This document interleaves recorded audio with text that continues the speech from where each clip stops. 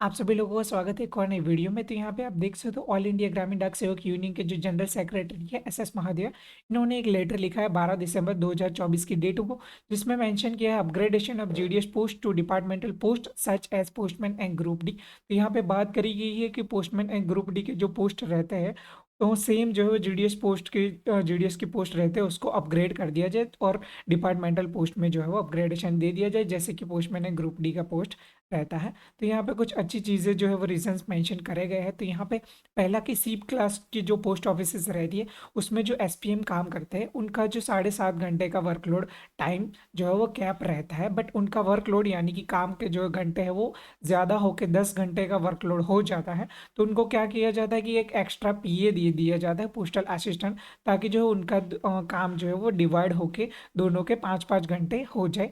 तो सेम ही चीज़ यहाँ पे मेंशन की गई है कि एसपीएम का जो काम है वो 7.5 घंटे से ज़्यादा हो के 10 घंटे का हो 10 घंटे का हो जाता है।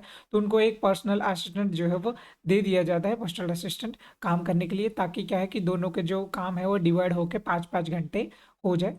तो सेम ही यहाँ पे मेंशन दूसरा भी किया गया है कि लोअर सिलेक्शन ग्रेड के हेड पोस्ट ऑफिस होते हैं या फिर हेड पोस्ट ऑफिस होते हैं, उनमें भी जो है वो 5 घंटे रहते हैं पोस्टल असिस्टेंट के काम करने के।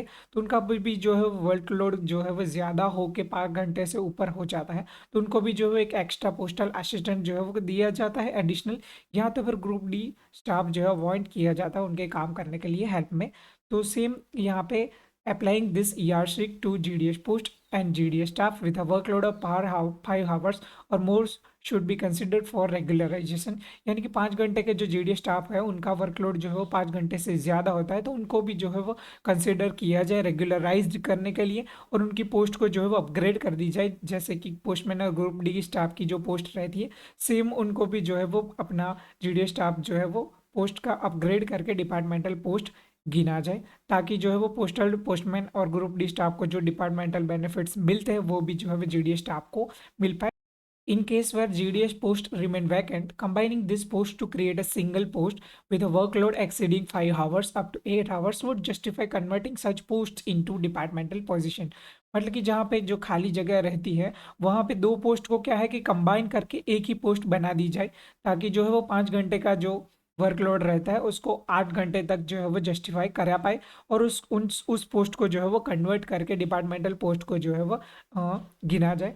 तो the GDS performing this combined duty should then be granted the benefits of departmental staff. यानी कि 5 घंटे तक का जो 5 घंटे या उसके ज़्यादा का वर्कलोड जो जीडीएस कंबाइंड ड्यूटी करके जो काम कर रहे हैं उनका भी जो पोस्ट है उसको भी अपग्रेड करके डिपार्टमेंटल पोस्ट में जो है वो अपग्रेड करा जाए, ताकि जो है वो डिपार्टमेंटल स्टाफ को जो बेनिफिट मिलते हैं वो जीडीएस को भी बेनिफिट मिल पाए। So we therefore request you to kindly intervention to consider the above points and take appropriate step toward the departmentalization of GDA post.